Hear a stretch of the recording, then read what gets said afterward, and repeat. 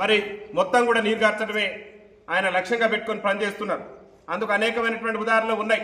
రేవంత్ రెడ్డి గారు పరిశ్రమల రంగంలో వికలాంగులకు ఉన్నటువంటి రిజర్వేషన్ ఎత్తేసిండు.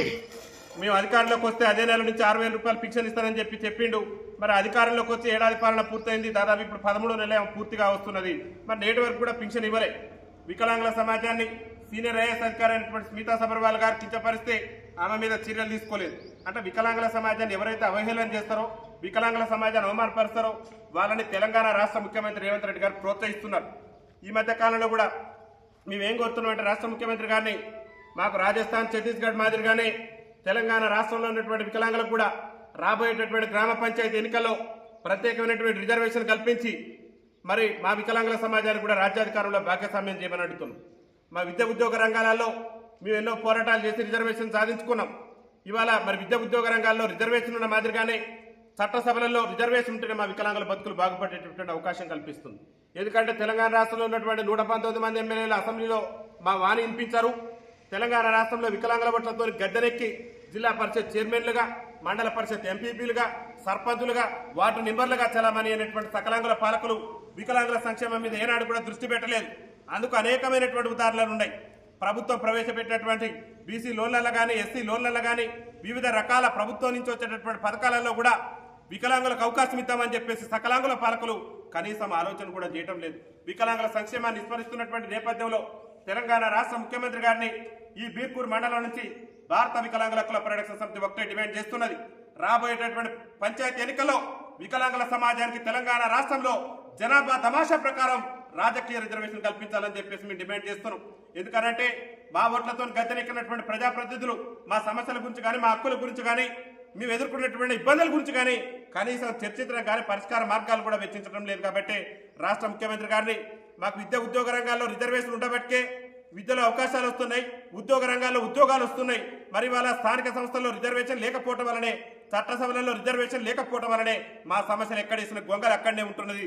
సకలాంగుల ప్రజాప్రతినిధులు కేవలం ఓట్ల కోసమే, ఓట్ల సమయంలో, ఓట్ల సందర్భంలో మేము నడవలేని సందర్భం ఉంటే కార్లు, వెహికల్లు, ఇష్టం వచ్చినటువంటి వెహికల్ వేసుకొచ్చి మమ్మల్ని ఎత్తుకొని పోయి మరి ఓటేసినటువంటి సందర్భాలు ఉన్నాయి.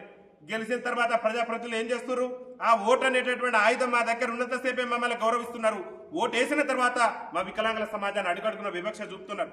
అందుకని మేము ఏం కోరుతున్నామంటే పంచాయతీ ఎన్నికల్లో వికలాంగుల రిజర్వేషన్ కల్పించిన తర్వాతనే తెలంగాణ రాష్ట్ర ప్రభుత్వం ఎన్నికలకు వెళ్ళాలి. ఒకవేళ రేవంత్ రెడ్డి ప్రభుత్వం పంచాయతీ ఎన్నికల్లో వికలాంగులకు రిజర్వేషన్ కల్పించకుండా పంచాయతీ ఎన్నికల నోటిఫికేషన్ కనుక విడుదల చేస్తే కాంగ్రెస్ పార్టీ పతనమే లక్ష్యంగా భారత వికలాంగుల హక్కుల పరిరక్షణ సమితి ఈ రాష్ట్రంలో పెద్ద ఎత్తున ఉద్యమ కార్యాచరణను రూపొందిస్తుందని చెప్పేసి రాష్ట్ర ముఖ్యమంత్రి రేవంత్ రెడ్డి గారిని హెచ్చరిస్తున్నాం. కాంగ్రెస్ పార్టీ కంచుకోటలు కూడా బద్దలు కొట్టే విధంగా వికలాంగుల సమాజం ఉద్యమం చేస్తుంది. కాంగ్రెస్ పార్టీ కనుమరుగయ్యే పరిస్థితి తెచ్చుకోవటమో, ఈ రాష్ట్రంలో ఉన్నటువంటి వికలాంగుల సమాజానికి మరి రాజకీయ రిజర్వేషన్ కల్పించడమో రాష్ట్ర ముఖ్యమంత్రి గారిని తేల్చుకోవాలి. గొప్పలు చెప్పిండు ముఖ్యమంత్రి గారు. మేము గెలిస్తే 6,000 రూపాయలు అన్నాడు, ఇంతవరకు ఆ ఊసు లేదు. మేము గెలిస్తే వికలాంగులందరికీ ఆర్టీసీలో ఉచిత ప్రయాణం అన్నాడు. ఇవాళ ఆర్టీసీ బస్సుల్లో వికలాంగుల సీట్లు కూడా వికలాంగులు కూర్చునేటటువంటి పరిస్థితి లేదు. రేవంత్ రెడ్డి గారు వికలాంగుల సంక్షేమమేమో కానీ గత ప్రభుత్వం చేసిన సంక్షేమాన్ని కూడా నామరూపాలు లేకుండా చేస్తున్నాడు. ఆర్టీసీ బస్సు ఎక్కాలంటే మొన్న ఈ మధ్య కాలంలోనే రేవంత్ రెడ్డి గారు ఏదైతే 6 గ్యారంటీల్లో భాగంగా మా మహిళలకు ఉచిత ప్రయాణం తెచ్చిండు, మా అక్కలకు ఉచిత ప్రయాణం ఇచ్చినందుకు ముఖ్యమంత్రి గారు దండం పెడతాం.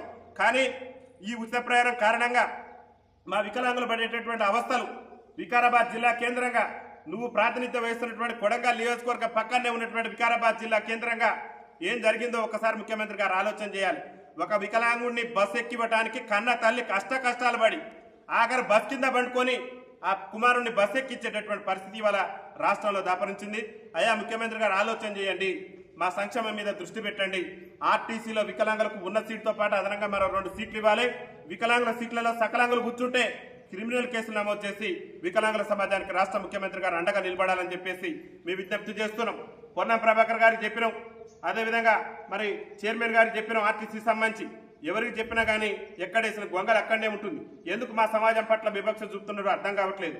రాష్ట్ర ముఖ్యమంత్రి గారు ఇప్పటికైనా దృష్టి సారించి వికలాంగుల సమస్యల మీద అఖిలపక్ష సమావేశాన్ని ఏర్పాటు చేసి రాష్ట్రంలో వికలాంగులు ఎదుర్కొంటున్నటువంటి సమస్యలు పరిష్కరించడంతో పాటు ముఖ్యంగా పంచాయతీ ఎన్నికల్లో వికలాంగులకు రాజకీయ రిజర్వేషన్ కల్పించే విధంగా కార్యాచరణ తీసుకోకుంటే పెద్ద ఎత్తున రేవంత్ రెడ్డి ప్రభుత్వాన్ని గద్దెదించేందుకు మేమే కార్యాచరణ రూపొందించుకుంటామని చెప్పేసి ఈ బీర్కూర్ మండల వేదిక నుంచి మేము తెలియజేస్తూ మరి బీర్కూర్ మండల నూతన అధ్యక్షుడిగా ప్రమాణ స్వీకారం చేసిన ముఖ్యంగా కూడా చెప్తున్నాం. అడుగడుగున ఈ రేవంత్ రెడ్డి ప్రభుత్వం వికలాంగుల సమాజాన్ని అణచివేయటమే లక్ష్యంగా పెట్టుకుంది.